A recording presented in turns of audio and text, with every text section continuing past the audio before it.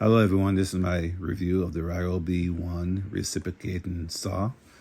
This is a cordless saw. It uses a 18-volt battery.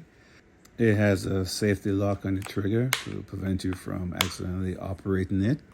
Let me show you down here what the blade goes in. This lever here unlocks the blade that fits down in there. Maybe you can see it moving as I lock and unlock it. This is a great tool for cutting stuff around your house. Let me show you with the battery in it now.